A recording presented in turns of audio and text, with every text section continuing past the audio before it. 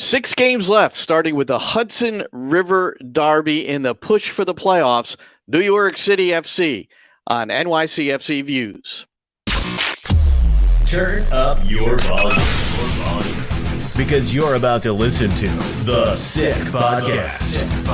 NYCFC Views. Collins approaches the shot, and New York City wins the first MLS Cup on their first try, and they're going crazy. Tiene el tiro y gol! ¡Gol!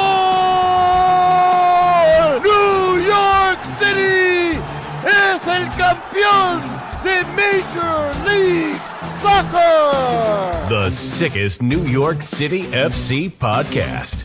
It's gonna be sick. All right. Yeah, Hudson River Derby time. We've been waiting for this for a while now. I'm Glenn Crooks, Roberto Abramowitz. We do your radio commentary. I'm on the English side, Roberto on the Spanish side. You'll hear our commentary coming up at Yankee Stadium on Saturday with airtime 3:15, I think, right? Yes. It's a 3:39 kickoff game, yes. and that whole thing. So, well, there have been a bunch of these derbies.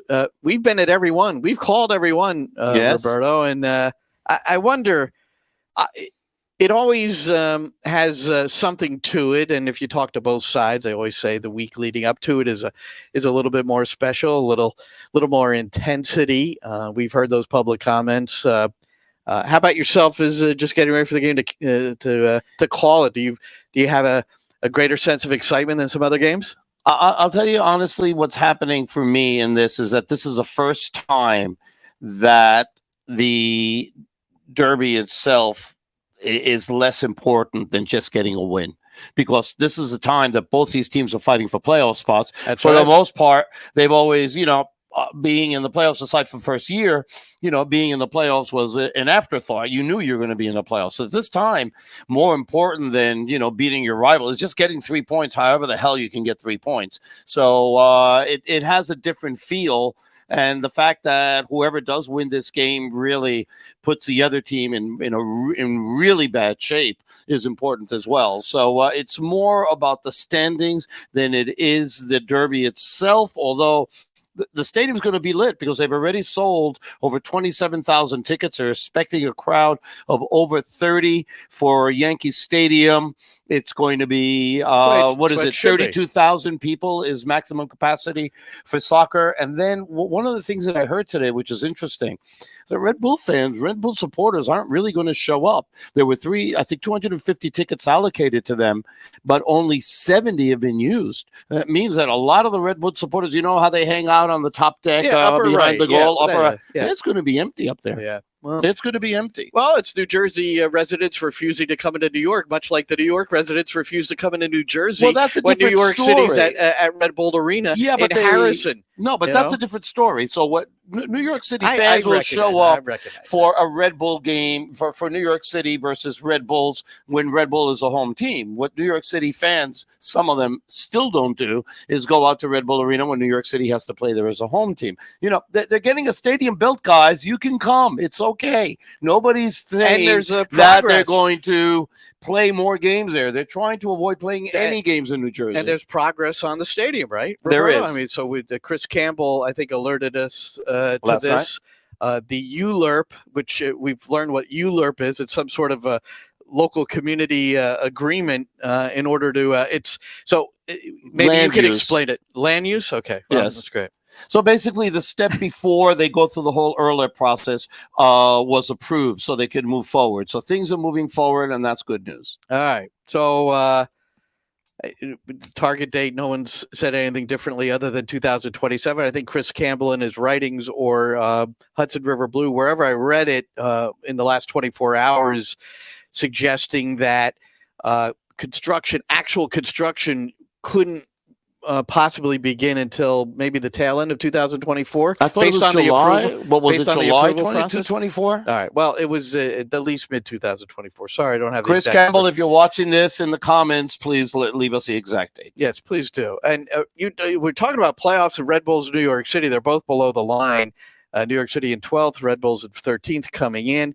The Red Bulls have the longest active playoff streak as well. And I think they've made 12 consecutive playoffs, which So they have that on the line. And for New York City, they've been in the playoffs 7 consecutive years. So, that sort of thing as well. And the Red Bulls have the edge in the season series. I'm not sure what you remember about the first 2 games, Roberto, but we did talk to Nick Cushing today about the first 2 games and what his expectation is on the weekend. Part of my pregame show on the New York City FC Network, and you can hear the whole interview 3:15 on Saturday. But it's a pair of 1-0 losses. One in the regular season. Mm-hmm. Current coach Troy Lesane, he came in to replace Gerhard Struber, got a 1-0 win against DC United in that's a rivalry match. And then the next rivalry match, Hudson River Derby, he wins 1-0 over New York City FC, and then a 1-0 triumph in Leagues Cup. So do you have any general recollections of those games that stick out to you? Well, they got to stop Omir Fernandez. He's the guy who scored both goals. So that's the thing. Here's the thing. I mean, and I said this the other day. Spot, yeah, well, that's still a goal. It's a still goal. counts. I'm just saying. Yes, it is one from the penalty spot. Did he draw the penalty? No, No, Luquinhas drew the penalties. James Sands. Yeah, okay. So, my recollection, and this is what I come in thinking about this game, you can't allow the first goal. And that was like one of the questions that I asked Nick today in the press conference was about that, about the fact that New York City hasn't won a game this year that they've allowed the first goal. So, what's the mentality of the team and how do you work on that? And how do you make sure that, that shoulders don't drop and attitudes don't drop, that they, you allow the first goal. Okay, fine. We'll go get the next one. But the Red Bulls have been horrific on the road, but they have New York City's number at home. So we will see how this game plays out. And, hopefully for New York City, they score the first goal. But if they don't score the first goal and they do allow the first goal, hopefully it's sort of like, water off a duck's back. No big deal. We'll get the next one. So at Yankees Stadium, the Red Bulls 1 win in their last 8 visits to the stadium after some of the early successes, including the one match that New York City supporters always want to forget. It started with a 7 and ended with a 0 or 0. Thank you. Why Derby instead of – so what's Derby and Derby? I like Derby. Why do you call it Derby? Well, in America, we call them derbies. That's the way we say the name. That's the way we say it. But in England, they say Derby. In America, we call some of the last names that you admonish me for in the pronunciation. So you're going to start – wait, so you're going to start saying aluminium instead of aluminum? No. So there we go. I'm talking about player names. Well, that's a different story. It's not a different story. Yes, There's an American way to pronounce it and a but that's not a proper domestic name. way to but it's not a proper name. If it was a proper name, if I would never say Derby County, I'd say Derby County. That's a different story. Okay. But it's just a regular word. I like Derby. That's fine. It just sounds it's cool. Okay. Fine. Brit wannabe. New York City has won one of its last 8 regular season home matches. So that's 1 win in their last 8 at home. Thank you, Montreal. Conversely, the Red Bulls have won just 1 of their last 16 road matches. They have that's dating back to last September. So it's There's something has to give here, I think, in this game. Which would be the worst result for both teams, by the way. That would be the worst result for both teams because both teams would be dropping 2 points. So you talk about goal scorers, and I had my first sit down with Monsef Bakrar today. It's funny, I had this scheduled, and then you asked if he spoke Spanish, and he does not. So you won't have the same sort of exclusivity. I can still talk to him. I just can't. I just can't, put it on the air. So I asked him straight up. I mean, are you a guy that could score 12 to 15 goals in this league? And he looked at me and said, "Yeah." First of all, wonderful young man. I mean, very polite. Funny. Really, I just met him today for the first time. Really, other than to say hello in passing in the past. And he was delightful, but he's also confident. He said he is a goal scorer. And I asked him about, 8 goals in 38 matches in Croatia, 8 goals in 33 matches in his hometown club where he started, Setif. And I basically said to him, I said, that's, you're scoring goals there, but that's not a striker scoring goals. And he said, well, at times he wasn't playing full time. He's coming in as a reserve, and there were always second strikers in those situations. So he's a confident young man. And he's the one that told me as we were walking in, I've missed more than I've made, and I need to do better with that. So, he understands aware. the whole thing. He's aware, which you need somebody to be aware like that. Yeah, absolutely. And let's see if he can become a hero on Saturday afternoon. Yep. And he's living in New Jersey, so that he takes another. Not everything's perfect. He takes another step up in my in my feelings for him. So that's Bakrar, who will start again against there's no shock there. Nick said he's there the rest of the way for us, and he needs to solve the finishing with more consistency, and the belief is that he will. The one guy. Roberto, that, and I wonder what you and Ariel think in your commentary, just seeing him, it's really briefly, but it's a guy that obviously Nick Cushing and the staff are really relying on, and I think he makes the team a lot better. Andres Perea, who's on loan from Philadelphia, and we would anticipate that he'll get the nod again against the New York Red Bulls to start in the midfield. We'll see how it's all configured. But the amount of ground he covers, and just listening to Nick talk about, what he brings to the table, he can get forward, he can play the 6, the 8, or the 10. So he can play all three positions in the midfield, which is pretty interesting. And he has really welcomed coming in because he's getting his chance to play, which he didn't consistently with Orlando, hardly at all with Philadelphia. But the big question, I want to know what you I want to ask what you think of him. But the big question I had for Nick was, I asked him, is there anything you can do with this loan so that he could be around and on the roster in 2024? And he said that's not a question to ask right now. It's really going to be for the end of the year, and it's going to be also for administration and the executives above him to figure that out. But he said, I'd like him. Yeah. The thing is that you see the way he plays, and he's made New York City better for sure. He adds a level of intensity that I think that sometimes the team has been missing. I like it a lot. Ariel and I have commented in a very positive way during the matches because you can see he makes a difference. And look, he's not afraid to shoot. He's not afraid to get himself into the box. He's aggressive that way, which I think New York City needs that aggressivity. So I really like him. And I think that if he continues to play the way he's playing, New York City is going to do everything in their power to make sure that he becomes from a loan to a purchase. He's been valuable, and you can even see on set pieces, on attacking set pieces, he's been in the mix. Whether anything is directly being targeted to him, it is you can tell he's in there and has the ability for a guy that's not. He's not short, but he's not tall, and he's very good in the air, which brings value as well. Without a doubt. I mean, the last set piece goal was Keaton Parks. Actually, I think Keaton's got 2 of them. And New York City only has 3 set piece goals all year long. They still haven't had a free kick goal since Goody Thorarensen in 2021 in Atlanta. Only one penalty goal, which is sort of interesting. I think Hudson River Blue wrote about that this week, and they have been a beneficiary of one own goal so far this season. But look, it's not good enough. The team has got 28 goals in 28 matches. That's not good enough. And Red Bulls have 24 goals. So you might expect a 0-0 or 1-1 score line, Roberto. It was Santi Rodriguez, by the way, who converted the penalty. And indeed, 1 for 1, and that is it.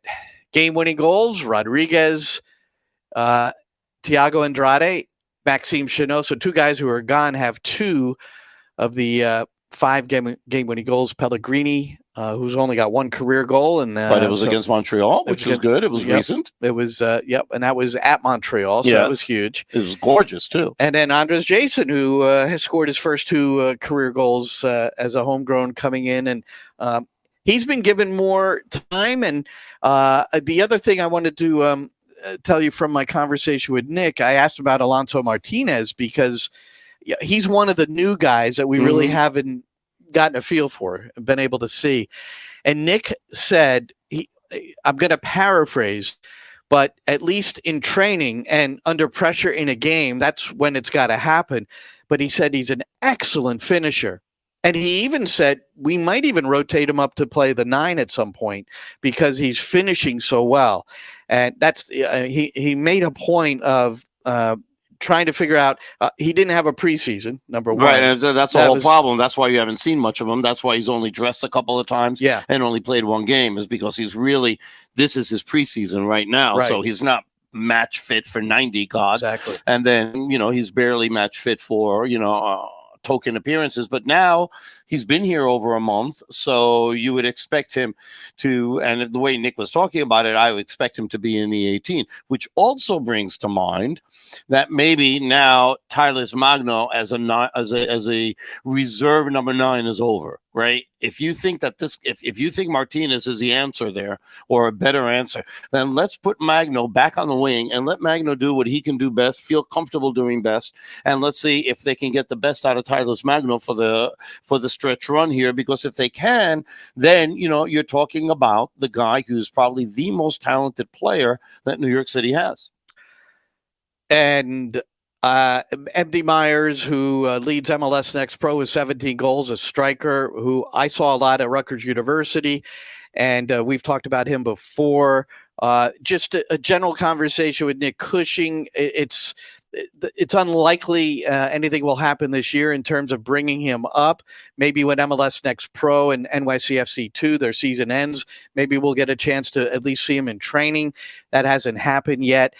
So it's either Magno or roll Martinez in or go with a false 9, right? We've seen that. We've seen Sandy Rodriguez go back up there when Bakrar has had to come off. Bakrar, by the way, I'm sure somebody would have a question. How's he doing physically? And one thing he told me is that if he had to play a game in a regular rhythm, he wouldn't have been able to play the next game. So he had a hamstring pull, not serious at all. And he said he in 3 days where he just worked on the hamstring, it's really recovered. And he said he's 100%. So that's good great. News. Yeah. That's fantastic. So the international break came at a good time, really, for New York City FC, because if he's the striker and he's the guy that might push him through to the playoffs, then it's important that he got that rest. For sure. And I mean, look, it's a battle for the playoffs, right? So because we look at the standings, you call it table or something. Table, I still call it a standings. Table. So here's the thing. What do you got? Okay, so I'm not gonna put you through what I threatened the last time we were on, where we were gonna review every game of every team. No, we're not that had doing a chance. that. God, no. But well, we could have. But we don't want to bore everybody. We don't want to bore everybody to death. How is that boring? Oh my God, it's exciting. No, it's not. Okay. Okay, so here's the situation. Okay, so the only 2 places that are in play are 8 and 9, Montreal and DC United. Nashville is 7th. They have 40 points, and they've played one less game than New York City. They're gone. Okay, they're in. I doubt any team is catching them. Well, I'm looking at the MLSsoccer.com, and it's the top 7 right now are shaded, which would indicate. Well, they haven't clinched. I don't think there's no. The only team. Why are they clinched, shading it then? I have no idea. The only team that's clinched is Cincinnati. Okay. Anyway, go ahead. Keep going. Okay, but mathematically, all these teams are somehow alive. But here's the situation. So New York City's played one more game than everybody except DC United, who also has 28. 2 more Charlotte games has 26. 2 more games. And 2 more, right. And 2 more games in Inter Miami. So Inter Miami, let's say Inter Miami wins their next 2 games, they'd go 31-34. They'd be tied with DC United, and they would have jumped Chicago, New York City, and Charlotte, and the Red Bulls. Okay, so they really control their own destiny better than probably any of these teams that are here. And that's a legitimate destiny, considering they're unbeaten in 12 since the boys arrived. Exactly, because it's not only Messi, and they show that in their last game. I mean, obviously, you have Sergio Busquets, and you have Jordi Alba, Diego Gomez. And then you have Gomez and Farias. Those guys have Yeah. really made a difference. And you have Robert Taylor, who's all of a sudden finally has people to play with and is playing like he's at that level. Kremovsky has been great. Yeah. I mean, so just having these guys there elevated the level of everybody else around. Calendar By the way, playing good in goal. Calendar good, although he was probably liable for the first goal that they allowed in the last game against Kansas City, right? Yeah. And then DeAndre Yedlin's playing out of his skull as well for them, and it really helps to have better teammates to bring out the best in you.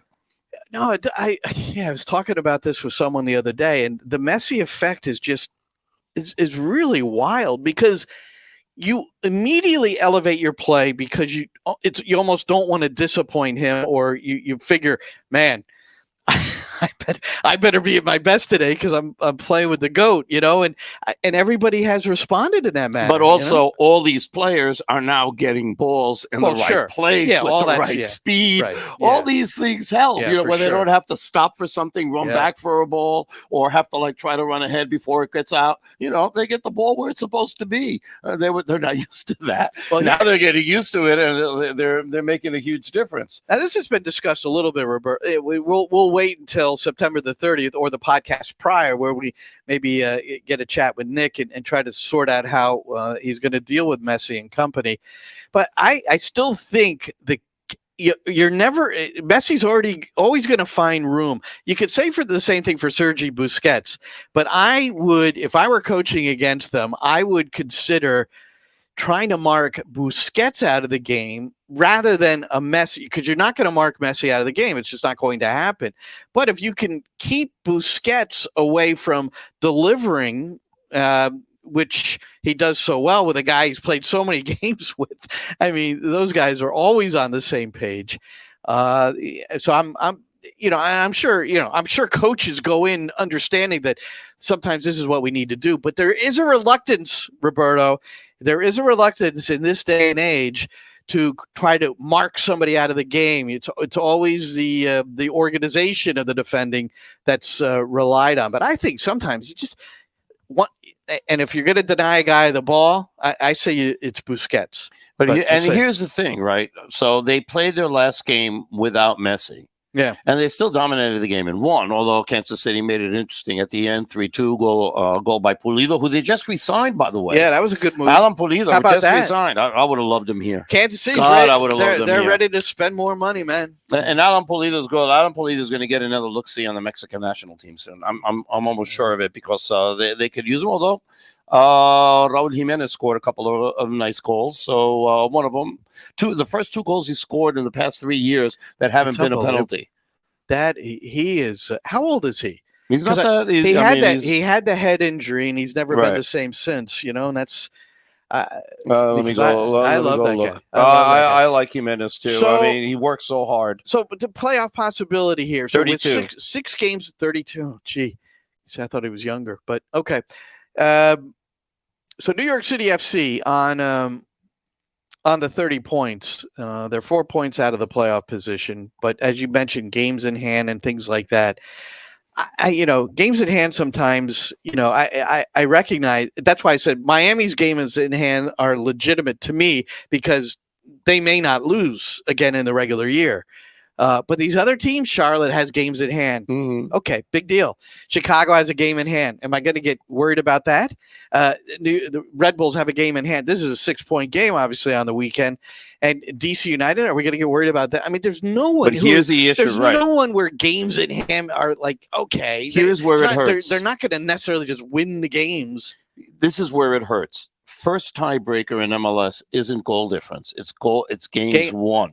Yeah. And guess who has the least amount of games won outside of Toronto within the Eastern Conference? Yeah. It's New York City. They only have six. Yeah. So, I mean, New York City has a harder road. They have less games to play, and they're one behind as far as wins are concerned. But here's what they've got to do. What do they have to do? Win your next game. Yeah, you just got to win. You just win your next game. And then got to win. Next week, you win your next game. And this has got to be the mantra the rest of the season. Don't worry about the playoffs. Don't worry about standings. Don't worry about who's winning, who's not. Just win. Yeah. Just win. If you win your games, you get 18 points. I'm telling you, 48's getting you in the playoffs. 24th in the league in goals scored. It's just it's a matter of creating the chances and finishing. And I think the other thing Nick said regarding the first two games against the Red Bulls was first game, he used the word dominate, but couldn't finish chances or didn't create good enough chances. It was really a lot of it had to do with decisions close to goal. And the supporters hate hearing this. They hate hearing why these things happen. It's close to goal. Well, why aren't you making better decisions? Well, I'm just saying that's the reality is that, they did dominate the game, but they lose 1-0. Okay. So second game was crazier. They did, and they dealt with the pressure for the Red Bull from the Red Bulls the first game better as well. If they, that is, and I talked a lot about the goalkeeping. Matt Freese, we expect him in goal again. Again, we'll have to wait. Does Luis Barraza come in because he has better feet and that will help them break the pressure? I don't know, but I would expect Freese, but you just don't know. So we were talking about possession, which is a statistic that I just despise because it doesn't really tell you anything because of the way that teams tactically want to play. There's a lot of teams that prefer to sit back and counterattack, especially on the road. This is a decision that they've made as opposed to we really want to attack and hold the ball and not being able to do it. So possession does. So we looked at it and somehow New York was like 5th in possession, right, in the league, which again means nothing because here in one of your stats here, and we looked at it, and this is what really tells you what the main issue is. And where was it? I'm not sure. Are you? It was 15 touches, 15th in touches in the attacking third. Exactly. Yeah. So you have all this possession. What does it mean when you're 15th, your mid-table team, 15th in touches in the attacking third? So if you have possession and all you're doing is swinging the ball back behind the halfway line, what does it mean? It means nothing. It doesn't mean nothing. What you're doing is while you're moving the ball, you're looking for the opportunities to either split the defense, go over the top, find the spaces. Whether they're doing that effectively or not, that's why you keep the ball. It's not for nothing. It's to wait for the moment, and you dictate when you go forward. Excuse me. You don't let the defending team dictate when you go forward. You dictate it by waiting for that moment to go. It's a decision on how to play. The entire City Football Group, all 100 teams in the City football. It's up to 13. I think it's 13. I think they understood that it was an exaggeration. Although then again, with the money they have, they could have 100 with them next week, and nobody would say anything. No, but it's a club philosophy. We know that. Yes. There's a club philosophy too now to get the goalkeeper to be the 11th outfield player. You're seeing it, and I've read about it with Bahia, with Girona, with Mumbai, and I'm reading these comments for the coaches there and people that are playing against them, how that the goalkeeper, and I discussed this with Nick too. You've got to listen to the pregame show because we talk all about the goalkeeper being the 11th outfield player and how against a team like Red Bulls, it can help deal with the press because you're +1. The Red Bulls, they're going to come with maybe 6 people to press, including their fullbacks. That's what they do. It's risky for them. Sometimes it's a 7th player too. So it's risk reward for them. The reward is if they win the ball, they're closer to goal and maybe they can score. The risk is leaving their center backs all by themselves with people running at them. So, Well, but the thing is, and now you have 2 center backs that are really good on the ball, right? That's why you have Thiago Martins, and that's why you have Burke Risa. Yeah. As far as the goalies are concerned, in one of the losses, the first loss in May, Luis Barraza was in goal. In the second loss in League's Cup, it was Matt Freese. So, and he was only beaten by a penalty. But, I mean, if you watch the games, you understand that Luis Barraza is much better with his feet than Freese is. But remember the game? I don't remember what game it was, but I just remember looking up. It was this year, and Barraza was basically part of the back 4. Yeah. He was the weak side. The ball was switching. There he was standing there, next to I don't know if it was Chanel. I can't remember at the time. But and it allowed one more player to go forward from the back line from an attacking standpoint. But again, against the press, then it's 4. The most it's going to be is 4 now. 4 against 3. So you're +1. So the way I look at it, it's like you do these sort of exercises in training all the time. You +1. So it's 4v4 +1, 5v5, whatever. And here's the key to that, right? And the goalkeeper now makes it a +1 because the other goalkeeper is not coming out to join the back line while you're in possession. Right. So here's the key. You can't lose the ball. No, you and then can't. you can't lose the ball, because we saw that in the NYCFC 2 game against Columbus. That's right. Where the goalie came out and he was part of the build-up, and they lost the ball, and boom, and one pass and a shot, and it wasn't even one of those one of those long rainbow shots or anything. It was like along the ground. Not at all. Still beat them. And it was on grass, because it almost looked like it was on turf. No, it is turf. They've changed Montfray. That used to be. It was what used to be called Montfray, and they had switched that to turf, I believe. At least that's what they said they were doing. Right. It looked like turf. We got to give this kid a little credit. I cannot remember his name. He's a New York City FC2 player. I'll get it in a minute. Give me a chance to pull it up and remind me of that. Here. Remind me, huh? We got to go soon. Yeah. All right. Let's do some kicking it around.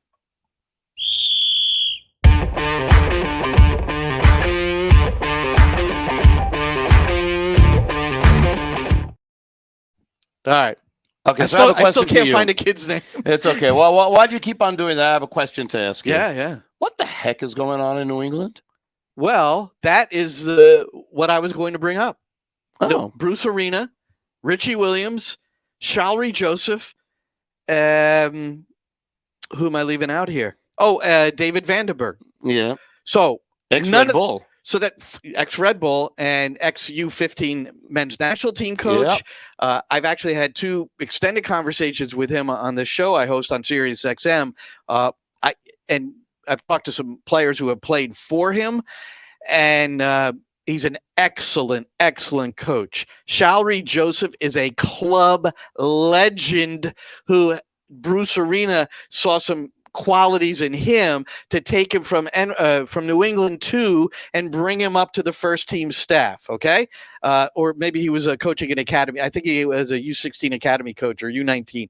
So brought him in to be a first team assistant.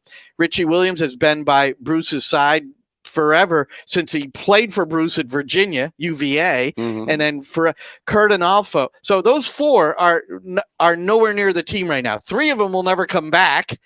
Arena, Joseph, and Vandenberg, and Richie Williams is on leave. I thought he was fired. I thought he got fired. No. There was a press conference yesterday, which what's today? Thursday. So on Wednesday there was a press conference. Brian Bilello, who's the president of the Revolution, and Kurt Analfo, who's the interim sporting director with Bruce Arena having resigned. So in 48 hours, Roberto.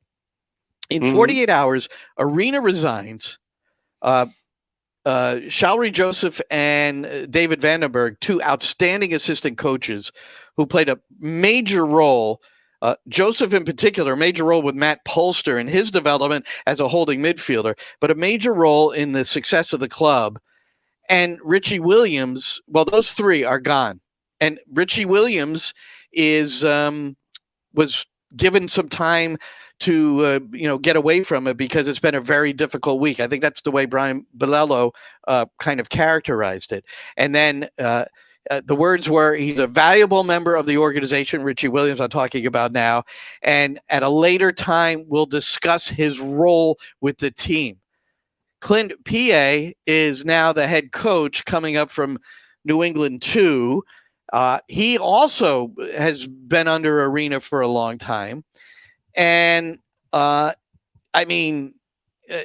press conference, not a single question, I think, was answered in any sort of way where you had a greater understanding as to what was going on. It starts with Arena, though, who resigns, and that announcement came right after their most recent match. But it was after a lengthy investigation that we know absolutely nothing about. Yeah. So here's we're talking about a month of an investigation and nothing. The most iconic coaching figure in the history of U.S. soccer. Of U.S. soccer, at any level, and he's 71 years old. 5 MLS Cup championships. 3 with the Galaxy, 2 with DC United. Got things going with DC United and MLS in '96. Before that, he was winning championships every year with the University of Virginia. And a guy who is who he is. He's never changed. And we don't know what he said. We don't know. And will we ever know? Only if someone tells us it's on the inside someday, Roberto. And we probably won't be able to say it because it'll be in confidence. And it's I said this. I've said this to you before. I think, to me, it's kind of it's an educational moment as well. It's like, and it's like these other coaches that, are suspended or then dismissed. And what did they do? What did they say? Or who's the Van Zier, the Red Bulls player who apparently was a racial slur directed at Jeremy Ebobisse, and then he's suspended for 6 games, but we don't know what he said. And wouldn't it be nice to be able to tell your kids, hey, look, look what happened here. This is what he said. You don't talk like this. You have respect. I look at it from 2 sides. Number one is I think we should know. I just think we should know. And don't be throwing the lawyers and the courts and MLS investigation. Come on, man. And but the fact that it's arena, jeez. Now, if Bruce doesn't want to put out there, I'm going to honor that. Right. But I don't. I think we're not going to find out. I mean, at least now somebody may wind up and being able to get to the bottom of it, and people will eventually maybe speak up off the record or on the record, and we'll find out what the heck happened. And we want to know what happened. And I understand everybody's right to privacy and everything, but and people can say things and make mistakes, and that happens. You can say the wrong word in the wrong place, or you're in a heated moment, you say something that you really don't mean. These things happen. I'm not trying to excuse Bruce because, again, I don't know what he said, and I don't know any of the context of it. But just in general, in life and society, these things happen, and people come back from them. So we'll see what it is. But I never, ever got a sense of Bruce of being a racist or anything even remotely close to that. And what he does have is a very sarcastic sense of humor, and he can be very, very coarse. So and he can be, and he's very hard on officials. He's probably the most frequently fined coach, maybe along with Peter Vermees in, one from New York, one from Jersey. It's just the way we are, man. Just the way we are. As well. Don't forget Gio, who's basically a New Yorker, and and spent some time in Jersey. No, it's a shame, and we don't. And Bruce reflected that this was his statement. Reflected, we'll try to become better, and it's just not knowing what happened is and not knowing whether it was Richie Williams. I mean, everything, it can't be a coincidence that all this stuff happened together. And where's Richie Williams now? And look, I don't know who to feel bad for other than Bruce. And then we do know that on social media he received a lot of support from Shalry Joseph and David Vandenberg, and you wonder, look, and reportedly, and a lot of players reportedly, they walked out of practice more than once when Richie Williams was training the team. I don't know what that's all about. And the team decided that they didn't want to. The team refused to practice one day. And then they try to frame it. Richie and the team didn't. No, it wasn't that. It was allegedly. No, you've got to be careful with that because Matt Polster later told someone, I don't remember which media person. Okay, then maybe I didn't see this. No, that it wasn't.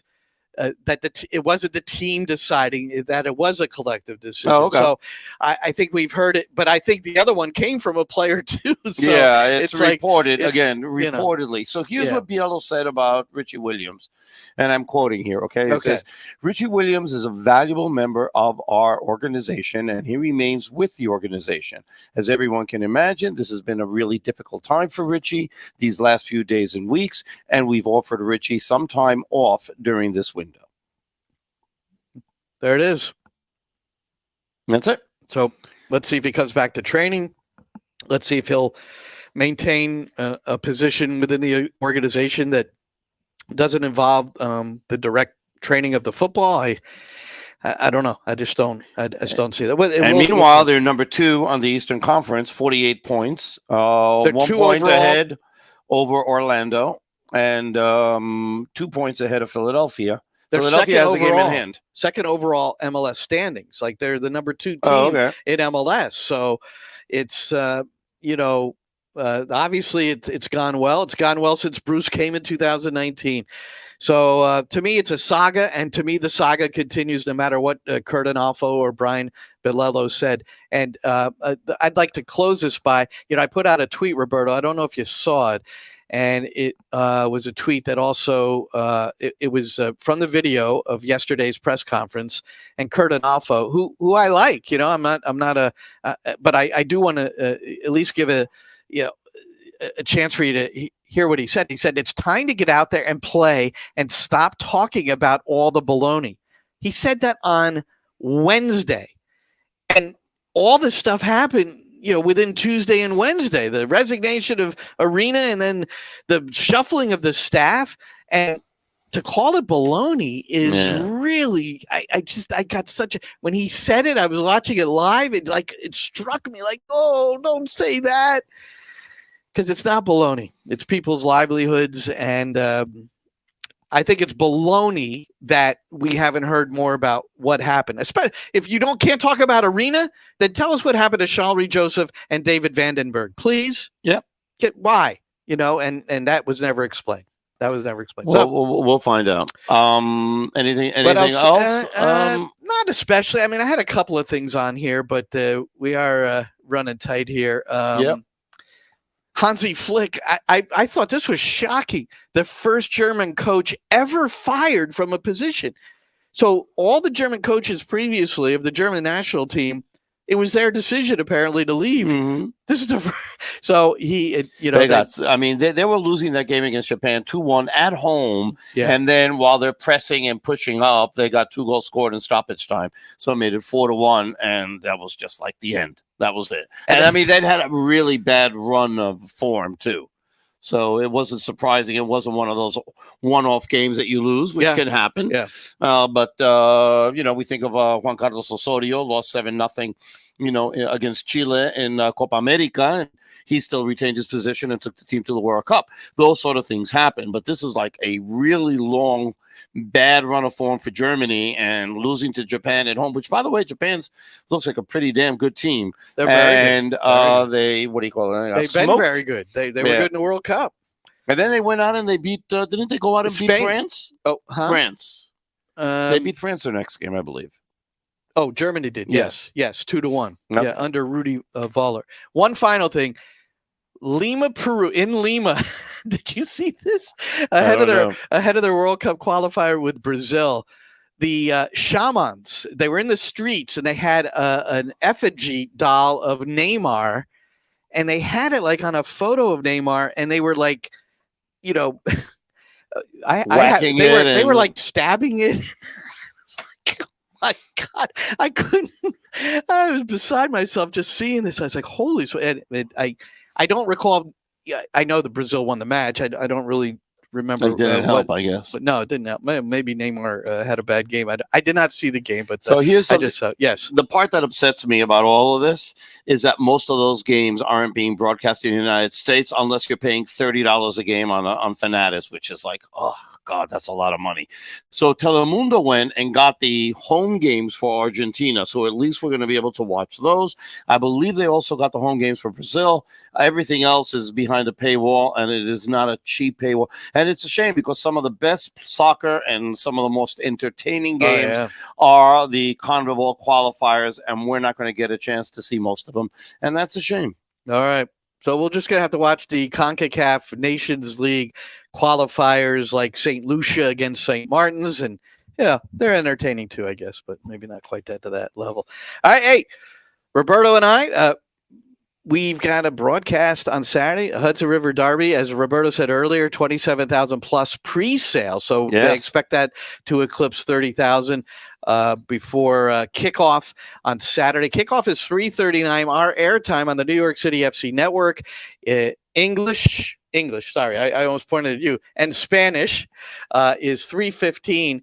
And if you do watch it, you're not at the game and you're watching on Apple, there will be an English hometown radio drop down. There will not be a Spanish one, sadly. There will be one with Maddie Lawrence and I, and you can listen to your hometown guys. And I'll mention Roberto and Ariel too. So we'll make sure. Just good as so for those of you who do listen to us on TuneIn, you can put TuneIn on pause until the Apple until Apple catches up, and then at that point you can let it go, and then you can listen to it in Spanish.